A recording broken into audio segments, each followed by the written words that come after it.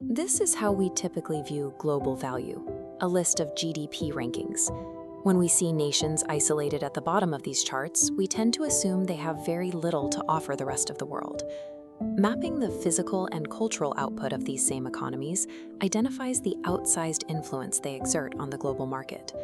The raw materials and cultural capital from these bottom-tier rankings directly fuel the world's wealthiest industries.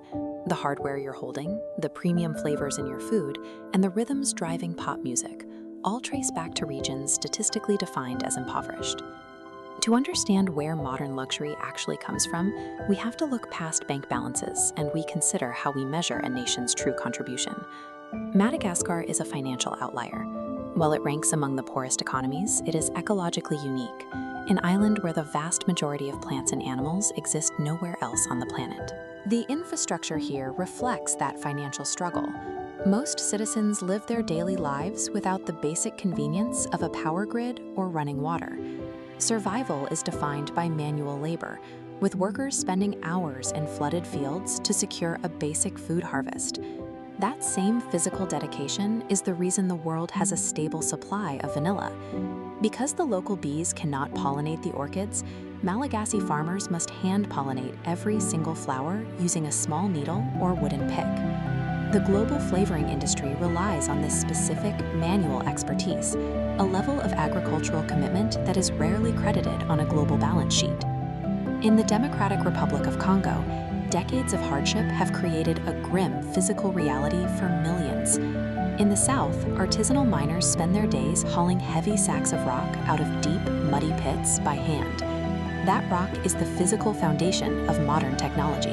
The cobalt extracted here is a critical component in the lithium-ion batteries that power your smartphone and the next generation of electric vehicle batteries.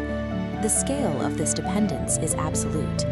This map shows how 70% of the world's cobalt supply originates in the DRC before being distributed to factories across the globe. But the Congo's value isn't limited to what can be pulled out of the ground. In the middle of these harsh environments, the population produces a distinct form of cultural resilience. This is visible in the sapeurs of Kinshasa, men who defy their impoverished surroundings by wearing vibrant, elegant high fashion, ignoring their unpaved streets. It is also audible in their music. Congolese rumba has exported its distinct high-energy rhythm across the African continent, influencing generations of musicians. The DRC provides the physical minerals that power our devices and the cultural spirit that defines an entire continent's music. In Burundi, wealth is not measured in industrial output.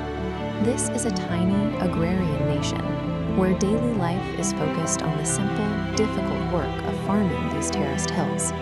But when the sun sets, the quiet of the hills is replaced by a massive display of physical energy.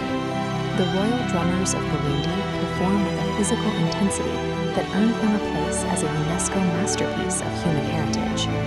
The performers execute mid-air leaps while striking hollowed-out logs with enough force to be felt through the earth. This cultural heritage represents a specific type of wealth, measured in the preservation of ancient traditions and the physical power of the performers. These nations continue to face massive daily struggles. They manage severe infrastructure gaps and endure the lived reality of financial poverty. However, they are also the keepers of our rarest biodiversity, the literal engines of the green tech revolution, and the creators of powerful global cultures. The next time you see a list of the world's poorest countries, reconsider that definition. Without the specific labor, the minerals, and the culture of these forgotten lands, our modern world would lose the very things that make it advanced, flavorful, and alive.